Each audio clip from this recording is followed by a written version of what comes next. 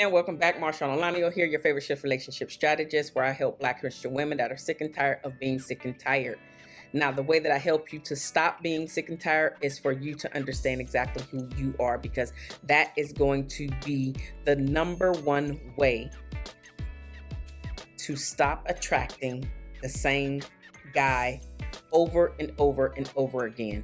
By understanding your quirks, by understanding the things that you like, understanding your values, understanding your needs, understanding your wants, and so on and so forth, right? So all of that coupled together is where I coach a group of Black women to figure all those things out. If you're ready to go to the next level and stop trying to figure it out on your own, then absolutely reach out to me. There is a link down in the description box below. It is called the Love Restoration Club. If you are ready to go and you know that you're ready to go, click the link. If you want to speak to me beforehand, then there is a link down in the description box below on how to contact me, which is to sign up for a coaching conversation. Now, topic of today is all about failure and the feelings, or I should say why we feel like a failure when the relationship or marriage ends. I have a study here that I wanted to read to you, which is in 2011, a review of multiple studies found similarities between mourning the end of a relationship and grieving the death of a loved one, because both breakups and bereavement can cause insomnia, intrusive thoughts, immune dysfunction, and physical pain. So just think about that. A relationship dying is just like a person that you love died. Intrusive thoughts, physical pain, insomnia, right? So we have all of these things that are happening to us, whether it's death of a person or death to the relationship. Now, that's important because anytime we're feeling like a failure, anytime death has to do anything with that, it doesn't bring happy feelings. Death doesn't usually bring happy feelings to most people. Failure doesn't bring happy feelings to the person. So I'm gonna give you three reasons why we feel like failures when the relationship ends. The very first one is the cultural framing around breakups. They make it seem like it is the person failing themselves versus the actual relationship not making it through or going through the test of time. Make it seem like it's a personal failure, because who are you? You can hold your relationship together. You couldn't stay married. Whatever the thing is the cultural background behind, well, I gotta stay. I don't want to be judged. I don't want to be looked at a certain way. I don't want all the questions, right? So we have a tendency to stay longer than the relationship, longer than we should have in that particular relationship. The relationship has expired, but instead of us taking the next step, the step that's going to get us healthy, to make us feel like we are worthy, to make us feel like we are enough, we have a tendency to allow the fear of the unknown to take over and overcome us, if you will. So we have a tendency to stay way longer than we need to stay in these relationships, because the way the cultural framing behind a failed relationship and what that looks like. So we feel like failures.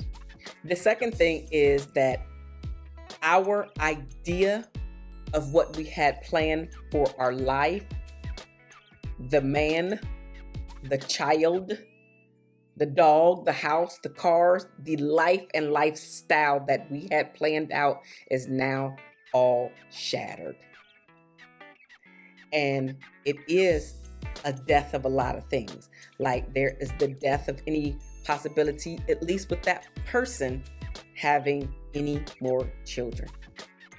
The death of any more life coming from you.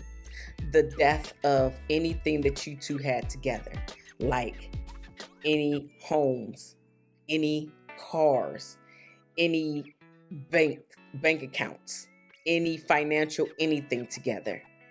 All has now died, is about to be split. You're gonna separate and pull apart. So there's the death of finances. There's the death of any chances of the child or children having any more with that particular spouse. There is the death of the in-laws, if you had a really good relationship with your in-laws. And that's actually something that I had to grieve. That is something that I hear a lot of women in particular grieving, the in-laws, especially if it was a great relationship. And so for me in particular, that was something that was really hard for me to walk away from. Of course, it was hard for me to walk away from my husband. But it was also just as hard. I won't say equal, but I will say just as hard for me to walk away from my newfound second family, because I really loved being a part of that family. He also had a previous child, so not our child, his child, that I looked at I looked at her as my own. I took care of her when she would come to the home. That was my baby, right? So I had to do a lot. I had to have a lot of deaths to occur.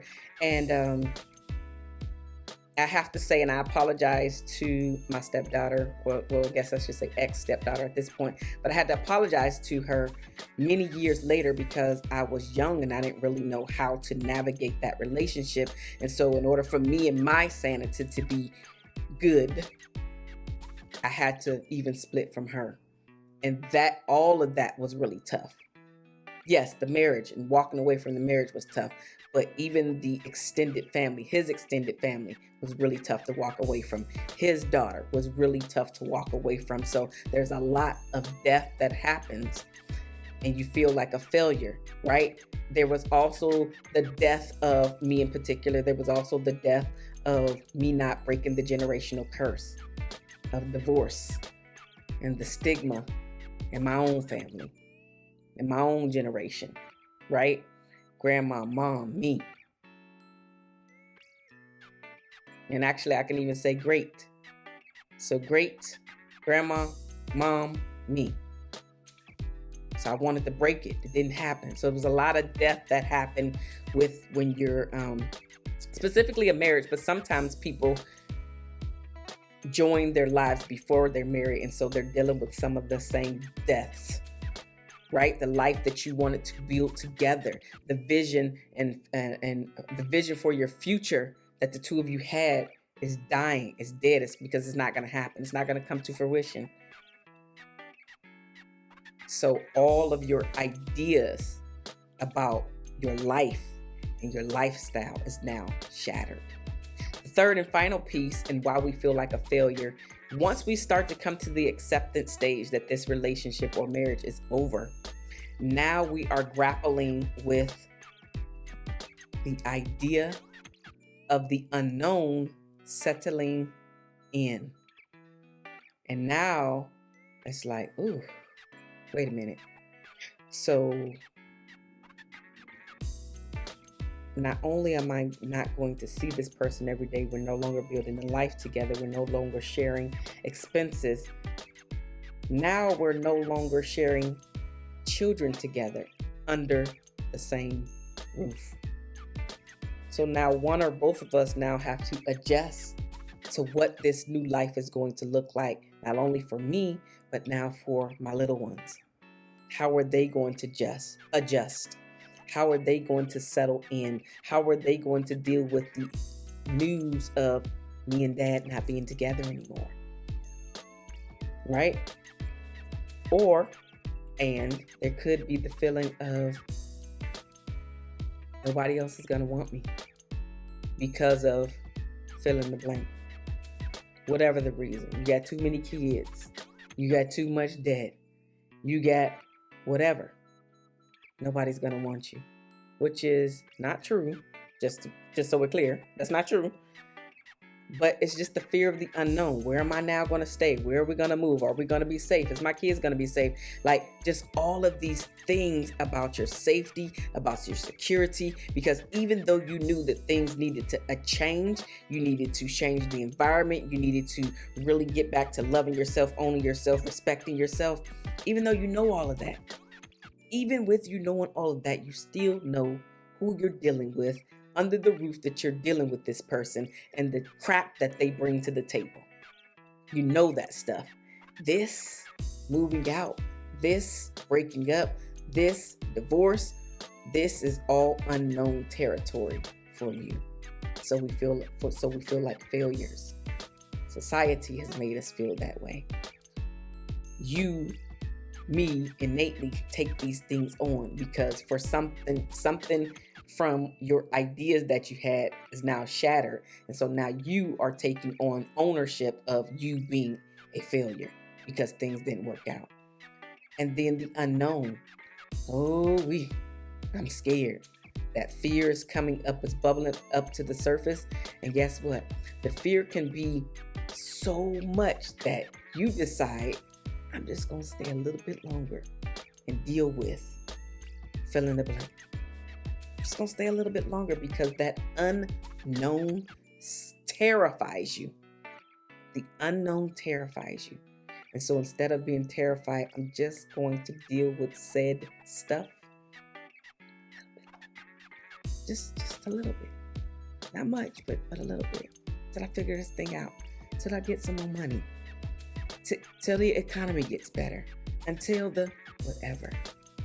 Now realizing that the sooner you accept and face your future, the sooner you will feel like, why in the heck did I wait so long to do the leaving, to do the shutting down of the thing, your relationship that was not working. It was not serving you. It was not benefiting you. It was more taking out than deposits. They just emptying your bank account. They emptying your cup. You have nothing to give to anybody because you just empty, but they're still taking, and you're negative, and you're negative, and you're negative, and you're negative. Until you get away from that, it's still just going to be taking.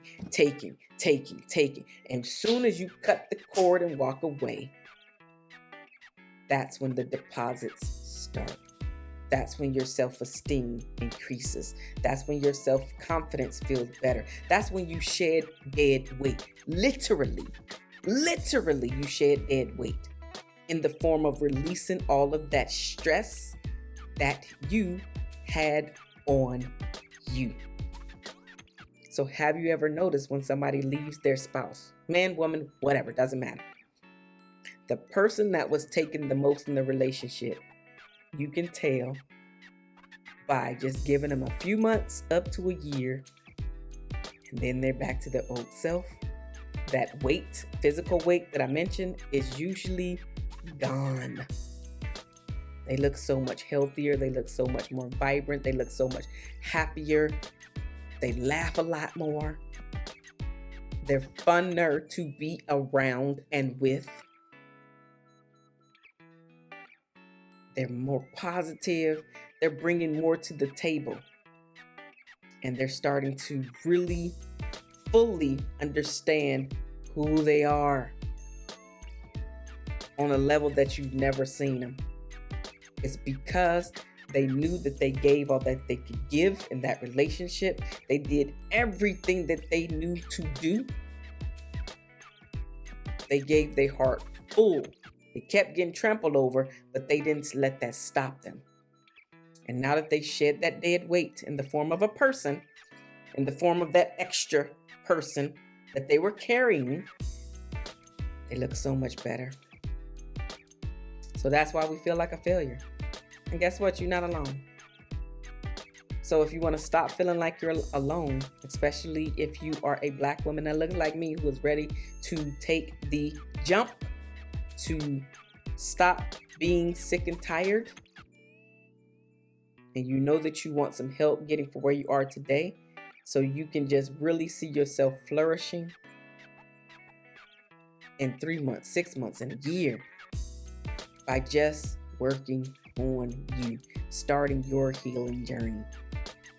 Because until you start to heal, you will still attract the same type of person over and over and over again. I'm your girl, Marshawn Alanio. I love you guys, and there's nothing that you can do about it. And I will see you in the next video. Deuces, y'all.